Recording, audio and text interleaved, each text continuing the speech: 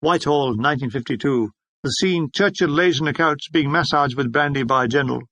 Allenbrook, isn't it time we brought them home? Churchill, no, they're loonies. They'll vote Labour. We've had letters from Milligan's mother and father. Ah, it's more than he has. They want to thank you for keeping them out there and to announce a room to let with gas ring, kipper fork, 12 shillings per week. Ah, tell General de Gaulle we found him an embassy. Organisatium. The complete office and service staff have arrived, including Private Dick Shepherd, a medical orderly from Rochdale. His knowledge of medicine goes like this. Soldiers laid down are thick ones. A clerk in the form of Private Bronx Wedden of the Berkshires, both misnomers. He has neither been to the Bronx nor Berkshire. He was from Brighton. But you couldn't go around saying, I'm Brighton Wedden. He said he was a journalist who worked for Marley Towels. I didn't quite get the drift. Another addition was the camp runner, Private Andrews. That is, at the mention of work he'd start to run. He had an accent like 3 Billy Connolly's. He hated the army, he hated the job, he hated the world, and all the planets adjacent. Look here, Spike. No fucker ever got anywhere being a fucking runner. How wrong he was. What about Jesse Owens, Sidney Wooderson? Who the fuck are they, man? He wasn't that thick. A heavy smoker, well on his way to lung cancer. He was forever on the ear roll for fags, and here's the cunning of the man. If you didn't give him one, he would stand beside you and howl like a wolf. Ow! In any well-ordered society, he would have been taken away, but in this camp he was considered normal. He could always be pinpointed. Suddenly, as from some distant tent, came the unearthly howling. Oh! Captain Peter asked, Fnut, what is that? I turned Private Andrews. Oh, he's Fnut.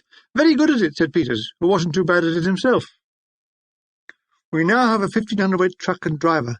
He is Private Jim Brockenbrough. His father had been a POW in World War I, stayed in England and married a lass from Mousehole, the fruit of the Union now known as that square-headed bastard. He would defend his Teutonic ancestry with a Cornish accent. Look here, them Germans ain't bad fellers. It's them bloody Nazis that's the nasty buggers. Andrews would have none of it. Listen, Jimmy, the fucking Germans are fighting on the same side as the fucking Nazis. Poor, but them's not members of the Nazi party. I fucking name. There's no fucking difference. They're all shit to kill. That's why I'm fucking here. He had a point. Poor Brockenbrough. They ragged him stupid. Here, Hitler, take this package to the town major, Portici. Don't give it to Goebbels on the way. Ha ha ha. Daily life in camp. Reveille at 0700, roll call at 0730, breakfast at 0800, parade 0915, sick parade and defaulters 1000 hours. Everything was organised. We had typewriters, filing cabinets, intercamp phones, electric light, but no mangle. Oh dear. I was having reoccurring bouts of depression, just suddenly black gloom. I was really missing being with the battery. I wrote what must have been an embarrassing letter to the CO, Major Jenkins. It was snivelling and grovelling, asking to be forgiven for failing in accident Collie Dimiano.